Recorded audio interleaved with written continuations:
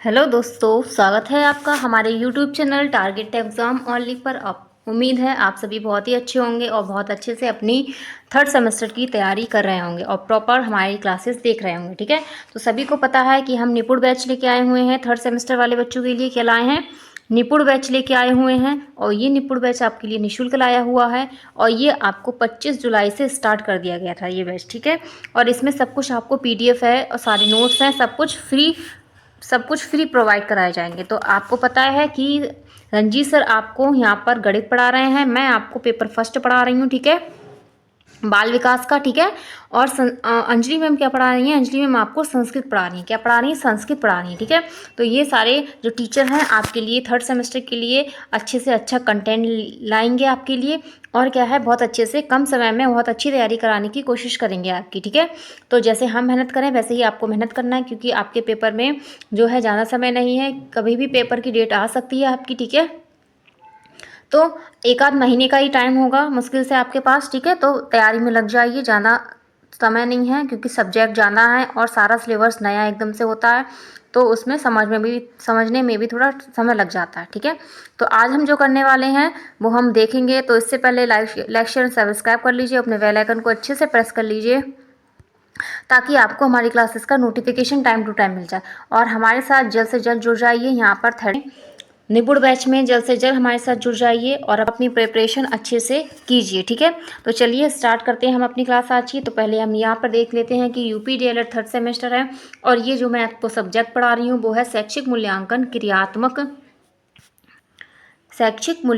क्रियात्मक शोध एवं नवाचार। ठीक है, और ये आपका प्रथम प्रश्न पत्र है। कौन सा प्रश्न पत्र है? प्रथम प्रश्न पत्र है। ठीक है, तो पता ही है आपको कि इसे हम क्या कहते हैं? इसे हम कहते हैं EDO 5 कहते हैं।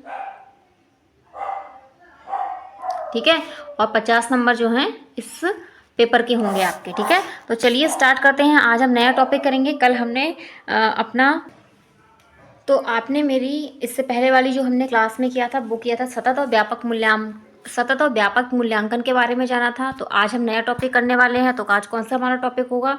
वो होगा मूल्यांकन के पक्ष। क्या होगा? मूल्यांकन के पक्ष।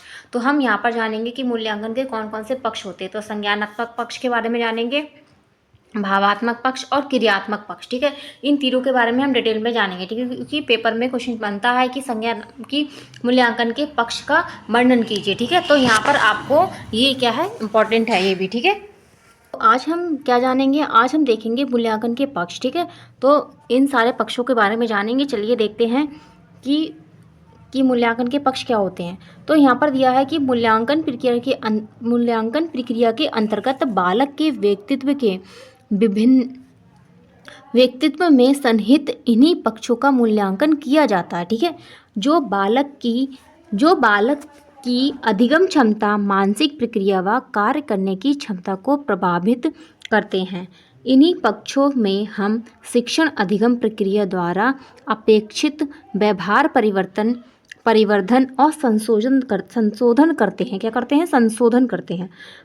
संक्षेप में इसका विवरण निम्नलिखित है। तो हम इसके एक एक के बारे में जानेंगे कि ये पक्ष होते क्या हैं। ठीक है, पहला इसमें हम बता ही दिए मैंने आपको कि ज्ञानात्मक पक्ष होगा, थर्ड होगा भावात्मक पक्ष, फिर होगा कौशलात्मक पक्ष। ठीक है, तो चलिए देखते हैं। पहले यहाँ पर हम एक चार्ट देख लेते हैं।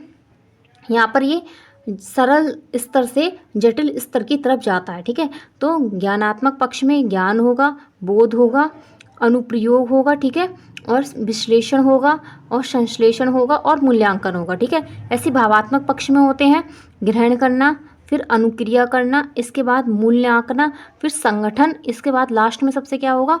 वो होगा मूल्य द्वारा विशिष्टीकरण। ठीक है, ऐसी कौशलात्मक पक्ष में होगा उत्तेजना होगी, क्रियान्वयन होगा, नियंत्रण होगा, समायोजन होगा और स्वाभाविकरण होगा। ठीक है, तो इन सारे पक्षों के बारे में हम एक एक करके अच्छे से जानेंगे। ठीक है, ये आप चार्ट याद रखिए, क्योंकि अगर आपको एक नंबर में पूछा जाता कि केवल ज्ञानात्मक पक्ष के बारे में बताइए या उनके अंदर जो पार्ट्स आते हैं उसके बारे में बताइए, तो यहाँ पर आप इस तरीके से लिख सकते हैं। ठीक है, चलिए देखते हैं, इसमें हम पहला देखेंगे ज्ञानात्मक पक्ष। क्या है? ज्ञानात्मक पक्ष है हमारा। तो मूल्यांकन के ज्ञानात्मक पक्ष के अंतर्गत वे उद्देश्य आते हैं जो छात्रों की बौद्धिक योग्यताओं, क्षमताओं, ज्ञान, चिंतन तथा समस्या समाधान आदि से संबंधित होते हैं। ठीक है, ज्ञानात्मक पक्ष के उद्देश्य को जटिलता की दृष्टि से 6 श्रेणियों में बांटा गया। ठीक है, तो ज्ञानात्मक पक्ष को कितनी श्रेणी में बांटा गया? 6 श्रेणी में बांटा गया। अगर आपसे पूछा जाए ज्ञानात्मक पक्ष के अंतर्गत आने वाली श्रेणियों के का उल्लेख कीजिए, तो आप यहाँ पर कर सकते हैं। ठीक है, तो पहला है ज्ञान। क्या है? ज्ञान है। तो ज्ञान उद्देश्य के अंतर्गत सीखने वाले व्यक्ति की उस क्रियाओं का वर्णन किया जाता है जो मुख्यतः स्मृति से संबंधित होती हैं। अतः ज्ञान उद्देश्य के अंतर्गत विभिन्न पदों, प्रत्ययों, परिभाषाओं और सिद्धांतों, सूत्रों, विधियों, संरचनाओं आदि का पुनः स्मरण तथा पहचान करने से संबंधित व्यवहार सन्निहित हो रहते हैं। क्या है? ठीक है, क्या रहते हैं? सन्निहित रहते हैं। तो यहाँ पर आप ज्ञान जान गए होंगे। आगे चलते हैं, अगला देखेंगे। अगला है बोध। क्या है? बोध है सेकंड। तो ज्ञान के उपरांत बोध का क्रम आता है। ये क्रम से ही आपको याद करने हैं क्योंकि क्रम से ही ये आते हैं। ठीक है, तो ज्ञान के उपरांत बोध का क्रम आता है। इस स्तर पर ज्ञान तथा सूचनाओं का पुनः स्मरण तथा पहचान के साथ साथ ज्ञान व सूचनाओं से संबंधित अच्छी समझ भी अंतर्निहित होती है। इसमें विभिन्न तथ्यों की व्याख्या भी सम्मिलित है। ठीक है, तो इसमें क्या है? बहुत सारे तत्व क्या होते हैं? शामिल होते हैं। तो ज्ञान के बाद क्या आता है? हमारा बोध आता है, और बोध के बाद क्या होता है? अनुप्रयोग होगा। क्या होगा? अनुप्रयोग होगा। ठीक है, इस स्तर के अंतर्गत बालक ज्ञान व बोध के उपरांत उसका वास्तविक जीवन में प्रयोग करना सीखता है। ठीक है, पहले आप ज्ञान लेंगे, फिर उसको बोध करेंगे, इसके बाद जो सीखा है उसको आप अपने वास्तविक जीवन में क्या करेंगे? प्रयोग करना सीखेंगे। ठीक है, विद्यालय के कार्यक्रम का प्रभावी होना इस बात पर निर्भर करता है कि विद्यार्थी उन बातों को जो उसे शिक्षा के द्वारा बतलाई गई हैं उनको वह अपने जीवन की वास्तविक व व्यवहारिक परिस्थितियों में कितने अंश तक प्रयोग करता है। ठीक है, तो जो आपने स्कूल में सीखा है तो वो कैसे आप अपने जीवन में उसको यूज कर सकते हैं। ठीक है, तो ये क्या होता है? अनुप्रयोग होता है। अनुप्रयोग बोध के बाद आता है। ठीक है, आगे चलते हैं, नेक्स्ट देखेंगे इसके बाद। फोर्थ दिया है विश्लेषण। क्या है? विश्लेषण। तो बोध और अनुप्रयोग की अपेक्षा विश्लेषण उच्च स्तर का उद्देश्य है। क्या है? उच्च स्तर का उद्देश्य है। विश्लेषण उद्देश्य के अंतर्गत वे व्यवहार आते हैं जो प्राप्त सूचना को उनके विभिन्न भागों में विभक्त करने से संबंधित होते हैं। ठीक है, इसके बाद आएगा संश्लेषण। क्या आएगा? संश्लेषण आएगा। तो यह ज्ञानात्मक पक्ष का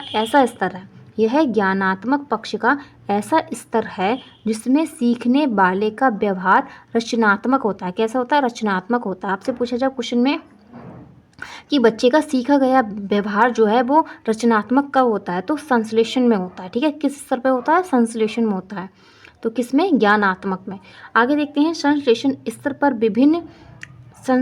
स्तर पर छात्र विभिन्न भागों, अंगों तथा तत्वों के साथ साथ कार्य करके उन्हें इस तरह से व्यवस्थित करते हैं कि कोई ऐसी रचना तैयार हो सके जो पहले उनके सम्मुख प्रस्तुत नहीं थी। ठीक है, तो हम सब चीज़ें ज्ञान ग्रहण कर लेते हैं, सब कुछ कर लेते हैं। ठीक है, तो उसके बाद हम क्या करते हैं? संश्लेषण करते हैं। ठीक है, तो हम एक्सपेरिमेंट तो करते हैं कि नई चीज़ बनाते हैं कि ऐसा कि उसकी रचना कभी ना की गई हो। ठीक है, वही क्या होता है? संश्लेषण होता है। तो विश्लेषण के बाद संश्लेषण करेंगे।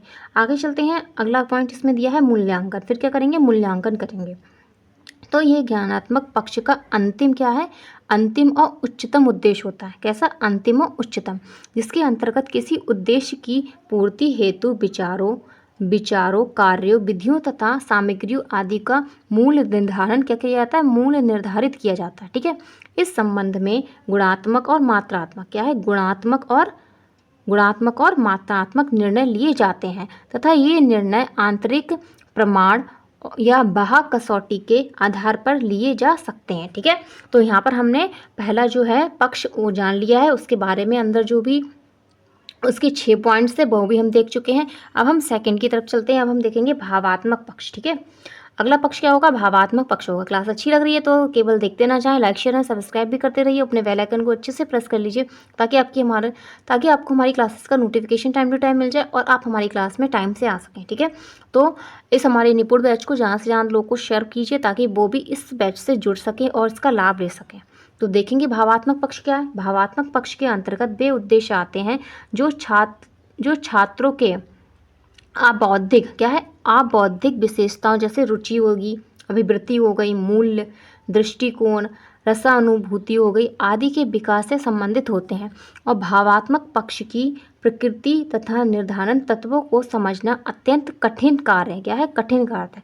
तो जाहिर सी बात है, अगर किसी के भाव आपको समझना है वो बहुत ही कठिन कार्य होता है। ठीक है, कि उसकी रुचि क्या है, वो कैसा बोलता है, किस तरीके से है, उसके साथ पहले तो आपको थोड़ा टाइम स्पेंड करना पड़ेगा, तब आप दूसरे के भावों को पहचान सकेंगे। ठीक है, यही कारण है कि अध्यापक के लिए अपने बालकों के व्यक्तित्व में भावात्मक पक्ष का विकास करना बड़ा ही कठिन व समय साध्य कार्य होता है। इस पक्ष के अंतर्गत निम्नलिखित क्रम से व्यवस्थित किया जाता है। तो इसको भी क्रम में व्यवस्थित किया जाता है। ऐसा नहीं कि आप इस क्रम को ऊपर नीचे कर दें, इसको ऊपर नीचे नहीं करना। ठीक है, तो इसको क्रम से ही आपको याद करना होगा। पहला इसमें दिया है ग्रहण करना या ध्यान देना। क्या है, ग्रहण करना या ध्यान देना। तो बालक इस पक्ष के मूल्यांकन के अंतर्गत सर्वप्रथम यह देखा जाता है कि वह अपने अभिभावकों, अध्यापकों और श्रेष्ठजनों द्वारा बताई गई या दी गई शिक्षाओं, निर्देशों को कितनी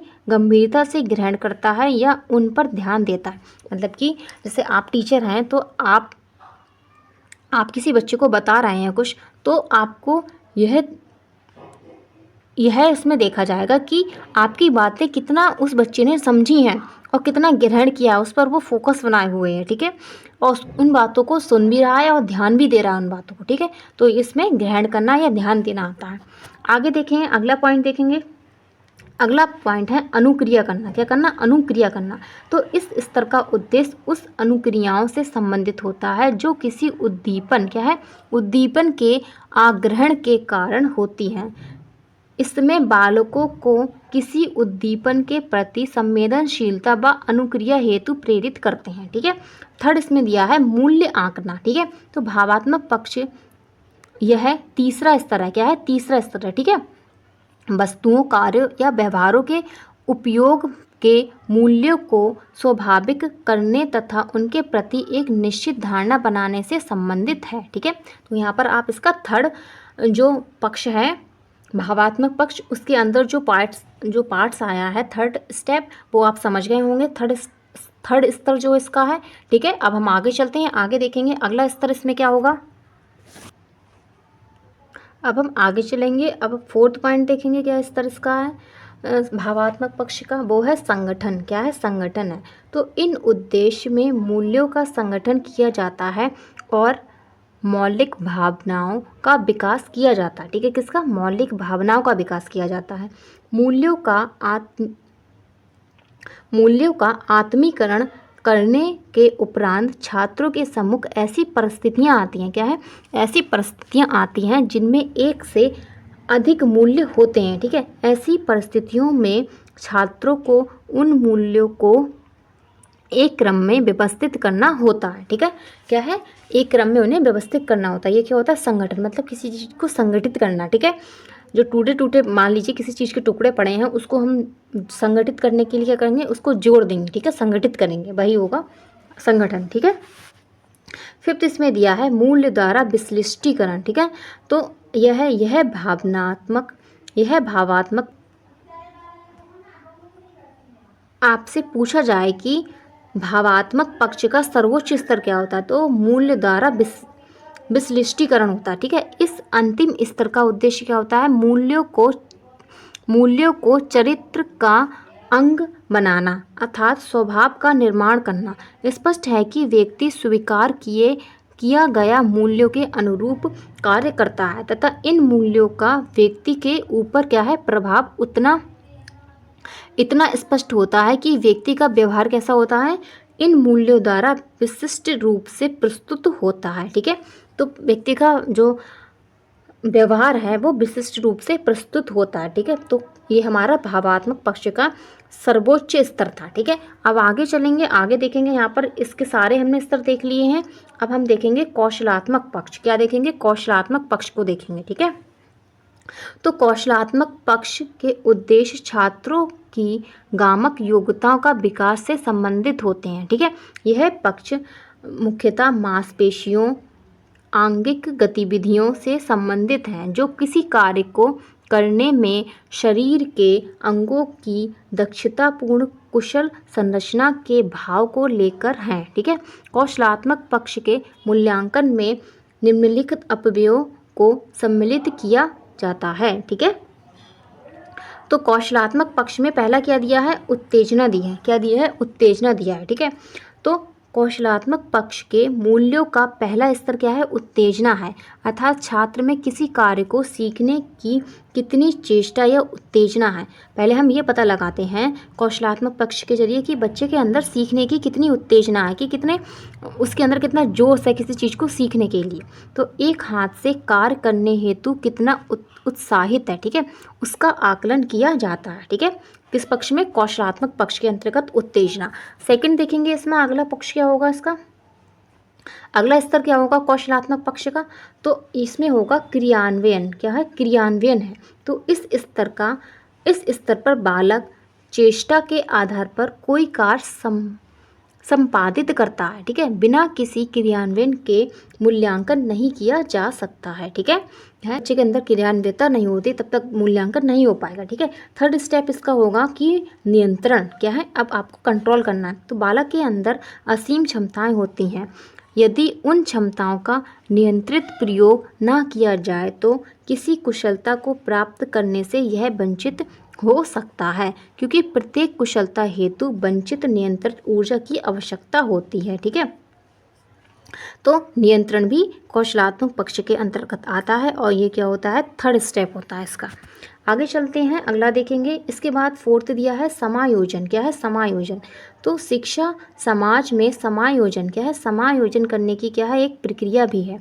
कोई बालक अपनी क्षमताओं, योग्यता, कलाकारी को समाज के लिए कितना समायोजित कर सकता है, यह मूल्यांकन का विषय है। ठीक है, अतः इस स्तर पर कौशलात्मक पक्ष के मूल्यांकन का उद्देश्य छात्रों में समायोजन संबंधित व्यवहार को क्या है? देखना है। ठीक है, फिफ्थ स्तर होगा कौशलात्मक पक्ष का, वो है स्वाभाविकरण। क्या है? स्वाभाविकरण। यह कौशलात्मक पक्ष का सर्वोच्च और अंतिम स्तर है। क्या स्तर है?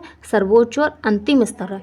इसके अंतर्गत बालक के कार्य करने की जो विषय शैली होती है वो बन जाती है और वह क्या होता है? एक विषय गति और ढंग से संपादित करता है। मतलब कि किसी समय के लिए क्या है, वो एक टाइम टेबल बना लेता है और प्रॉपर तरीके से उसको करता है। ठीक है, टाइम टू टाइम। ठीक है, तो यहाँ पर हमने कौशलात्मक पक्ष के बारे में भी जान लिया है। तो आपको समझ में आ गए होंगे सारे पक्ष, जो भी मैंने आपको तीनों पक्ष बताए, ज्ञानात्मक, भावात्मक और कौशलात्मक। कभी आपसे पूछे जाएंगे हिंदी में भी कि मूल्यांकन के पक्ष के बारे में बताइए, तो वहाँ पर आप उनके नाम लिख के आइए। केवल इनके बारे में डिटेल में आप तभी लिखें जब इसको आपको लघु में पूछा गया क्वेश्चन हो। ठीक है, तो आगे हम चलेंगे, कुछ और चीज़ें भी जानेंगे इसमें। तो अब इसमें दिया है मूल्यांकन के कौशल, तो कौन कौन से कौशल हो सकते हैं। ठीक है, तो इसमें पहला कौशल आता है सामाजिक कौशल। क्या है? सामाजिक कौशल है। तो सामाजिक कौशल के अंतर्गत विद्यार्थियों को वातावरणीय ज्ञान, सामाजिक तथा नागरिक वेशभूषा का बोध, आर्थिक गतिविधियों, मनुष्य तथा उसके परिवेश के बीच तालमेल, देश के प्रति कर्तव्य और संस्कृति एवं सभ्यता का ज्ञान दिया जाता है। तो सामाजिक कौशल के अंतर्गत क्या है? बच्चों को ये बताया जाता है कि हम समाज में कैसे रहना है, कैसे हम क्या है उसमें अपना खुद को एडजस्टमेंट कर सकते हैं उस समाज में। ठीक है, और क्या क्या हमारी संस्कृति है, क्या क्या हमारे कर्तव्य हैं, उन सबको सामाजिक कौशल के तहत बताया जाता है। यांत्रिक कौशल क्या है? यह व्यक्ति के सृजनात्मक, रचनात्मक क्या है? सृजनात्मक और रचनात्मक प्रवृत्ति से जुड़ा होता है। ठीक है, इसमें इसमें किसी कार्य के अच्छे तरीके से करने का क्या है ढंग, किसी वस्तु के निर्माण का कौशल और शारीरिक कार्य आदि शामिल होते हैं। ठीक है, तो यांत्रिक कौशल में हम बच्चे को क्या है रचनात्मक तरीके से उसको जोड़ते हैं। ठीक है, तो इसमें उसकी शारीरिक एक्टिविटीज़ वगैरह भी आप शामिल कर सकते हैं और अच्छे तरीके उसके कार्य किस तरीके से अच्छे तरीके से वो कार्य कर सकता है, कैसे वस्तुओं का निर्माण कर सकता है, इसके बारे में आप बता सकते हैं। ठीक है, आगे चलेंगे। अगला कौशल है गणितीय कौशल। ठीक है, तो गणितीय कौशल तो आपको पता ही है उसकी क्या है, उसकी तार्किक शक्ति है और उसकी योग्यताएं हैं उनको अच्छे से उनका विकास करना। ठीक है, तो गणितीय कौशल के अंतर्गत शीघ्रता से एवं शुद्धता से गणना करने की योग्यता, तार्किक ढंग से सोचने की योग्यता, क्रम व आकृतियों को पहचानने व उनमें अंतर करने की योग्यता, दैनिक जीवन के साधारण सभ्यताओं में गणितीय प्रत्ययों के प्रयोग की योग्यता आदि आते हैं। ठीक है, इनका बालक के विकास जिनसे बालक के विकास किया जाता है। ठीक है, इन सबसे क्या है गणितीय कौशल से हम बच्चे का क्या है बौद्धिक विकास कर सकते हैं और जो तार्किक चिंतन वगैरह है वो अच्छे से बच्चा कर पाएगा। सही, और इसके बाद लास्ट कौशल हमारा होगा भाषाई कौशल। क्या होगा भाषाई कौशल। ठीक है, तो ये तो बहुत ही इंपॉर्टेंट होता है किसी को मतलब सिखाने के लिए कि किस तरीके से वो बोले, किस तरीके से सुने किसी चीज़ को, और कुछ चीज़ ने कुछ बोला है तो उस पर किस तरीके से रिएक्ट करे। ठीक है, तो भाषा कौशल से तात्पर्य क्या है कि बालक के अंदर विभिन्न भाषाई कौशल या भाषा संबंधित दक्षताओं का विकास करना। ठीक है, व्यक्ति के जीवन में जितनी आवश्यकता भाषा की है उतनी शायद किसी अन्य विषय की नहीं है। तो जाहिर सी बात है हम कहीं जाएंगे तो हमारी भाषा ही हमारी काम आएगी। ठीक है, अतः बालक के अंदर भाषा संबंधित कौशल यथा सुनना, बोलना, पढ़ना, लिखना, जिसे हम सुबोपल्ली कहते हैं, आदि का विकास करना है। ठीक है, क्या है परम आवश्यक है। तो भाषा का विकास करना क्या है बहुत ही आवश्यक है। तो भाषा कौशल के विकास हेतु पाठ्य पुस्तकों के अतिरिक्त विद्यालय के सभी क्रियाकलापों एवं सामाजिक स्थितियों में भाषा का उपयोग एवं उनका मूल्यांकन होना चाहिए। ठीक है, तो इस तरीके से मैंने आपको मूल्यांकन के पक्ष भी बता दिए। तो हमने मूल्यांकन के पक्ष के बारे में भी अच्छे से डिटेल में पढ़ लिया। अगर ये आपको लघु में क्वेश्चन आता है तो आप इसमें घबराएं नहीं, आप इसी तरीके से लिख के हैं, आपको फुल मार्क्स मिलने वाले हैं। ठीक है, और यहाँ पर हमने कौशल भी देख लिए। अगर कभी आपसे पूछा जाता है कि गणितीय कौशल के बारे में बताइए या सामाजिक कौशल के बारे में बताइए या भाषाई कौशल के बारे में बताइए तो ये आप लिख सकते हैं वहाँ पर। ठीक है, तो आज का जो हमारा टॉपिक था जो मूल्यांकन के पक्ष वो हमने कंप्लीट कर लिए हैं। तो यहाँ पर हमारी क्लास कंप्लीट होती है। तो ठीक है, यहाँ पर हमारी क्लास कंप्लीट होती है। आपको क्लास कैसी लगी मुझे कमेंट बॉक्स में कमेंट करना ना भूलिए। आप टेंशन मत लीजिए, बस जो हम पढ़ा रहे हैं उसको अच्छे से तैयार करती रहिए और इसके की पॉइंट्स लिखते रहिए। इससे क्या है आपको पेपर के टाइम में उसको पढ़ने में आसानी होगी। ठीक है, तो हमारे YouTube channel target exam only को टारगेट एग्ज़ाम